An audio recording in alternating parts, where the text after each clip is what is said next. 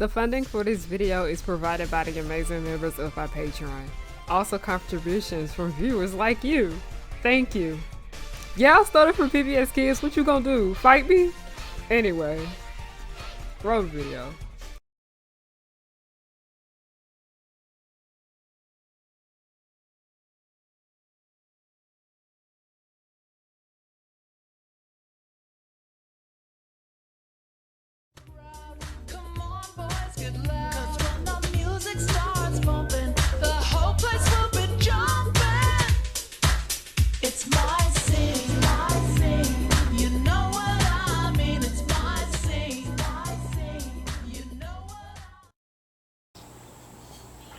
I kid you not.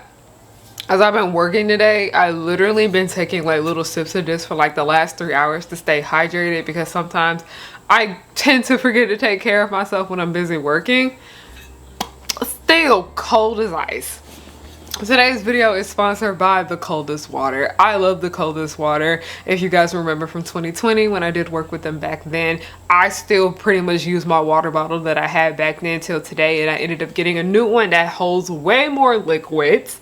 But basically, if you're somebody that's like me that doesn't like your drinks to be warm, I highly recommend getting an insulated water bottle from the coldest water, because it will keep your stuff fresh and cool all day without you feeling all uncomfortable and antsy when you get thirsty and don't have any other place to get cold water from. As someone that is a very active person, as I am constantly working out, I'm always outside doing things to help my mental health, like being outside and exercising and whatnot. Those are things that help me as I do struggle with anxiety and depression. Being able to have cold water to refresh myself after doing these things is always a go-to. If you guys are interested in purchasing anything from the coldest water, I will have the link to it down below. You will get discounts and all of that jazz. Thank you guys so much at the coldest water for sponsoring today's video. Now let's get back into it.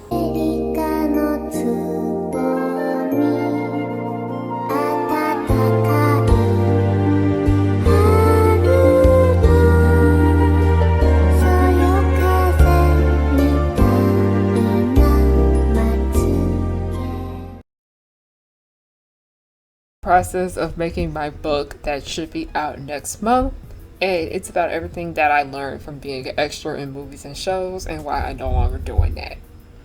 So the subject of payment and entertainment has been heavily on my mind, and I logged onto Twitter last night. I saw that Crunchyroll was getting dragged to hell and back for not paying their voice actors a livable wage.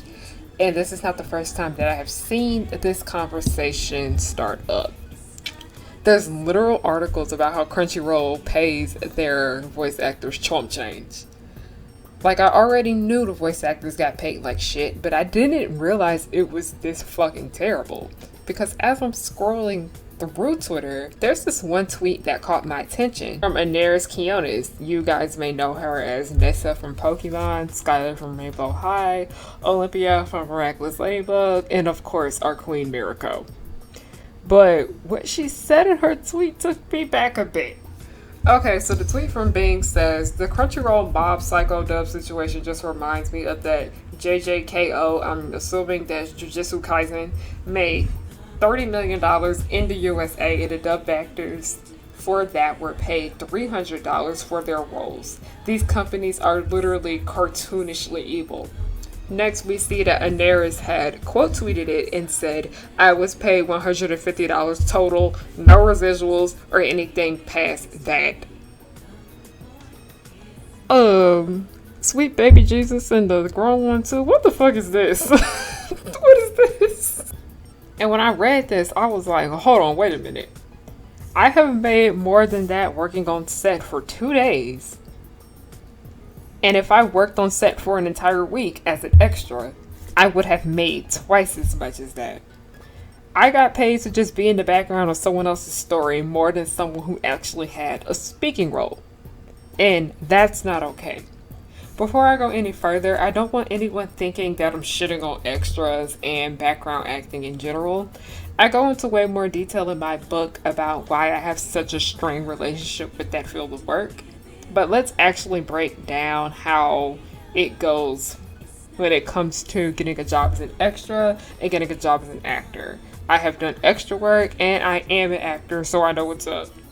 Let's talk about actors first. If you don't have an agent, you're constantly out looking for your own roles. And if you have an agent, you have your roles sent to you. And I'm not saying that people that do have agents don't go out and look for roles. They do. But it's more on you if you don't have one. So you go and you find this audition. You go over the material you'll need in order to have your audition ready. Can be for hours, can be for days. You spend however long you need to practice your audition. And if you're doing a self-tape, you film it and then you send it in.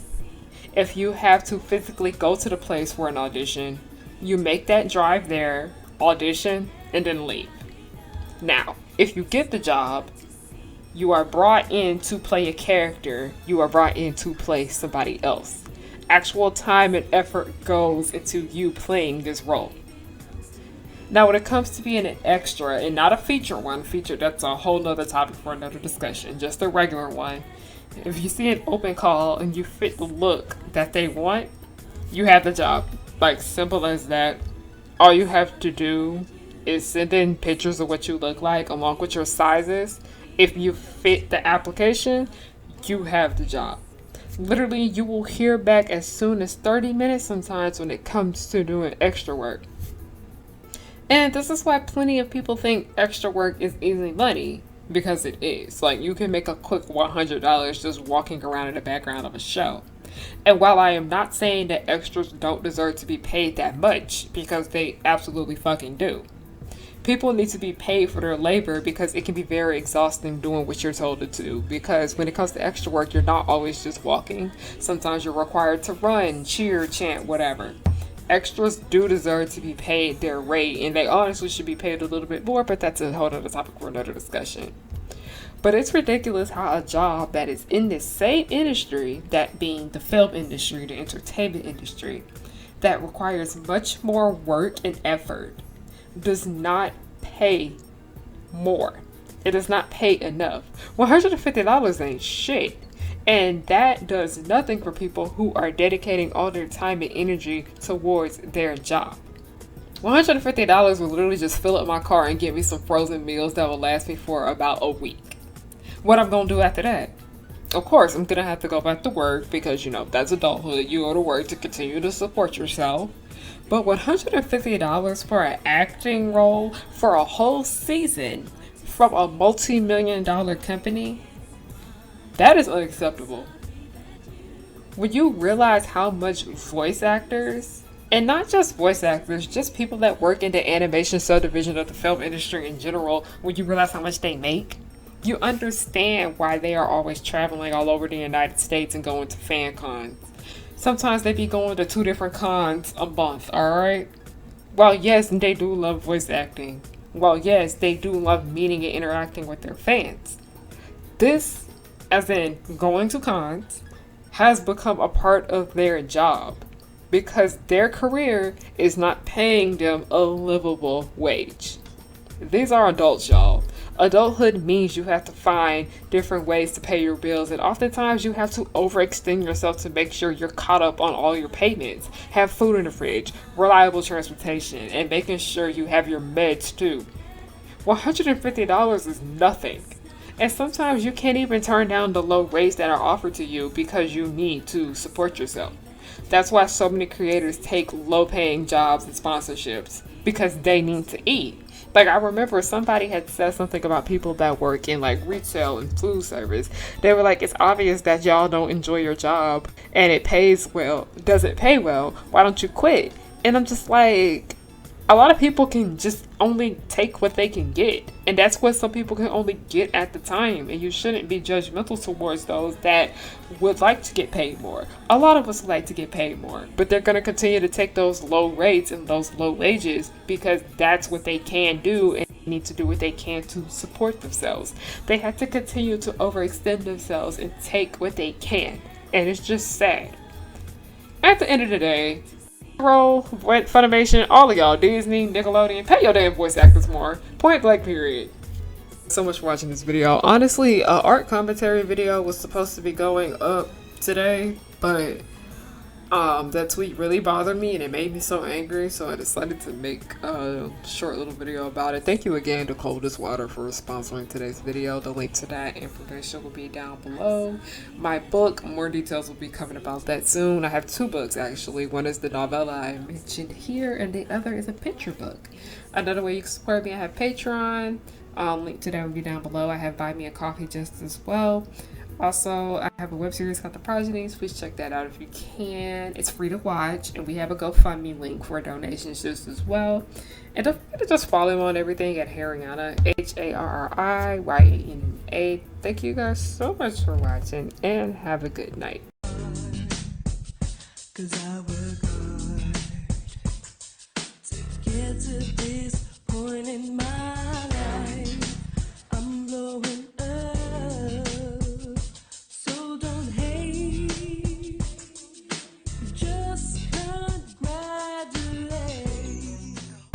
Powerpuff Girls will just blow your mind. Buttercup like villains 3 at a time. Bubbles will smile while kicking your butt, and Blossom will lead them out of their rut. Cherish and Powerpuff, 2 of a kind. Both wanna save the world before bedtime. From Townsville, Memphis, New York to LA, the Powerpuff Girls are just here to stay. They come in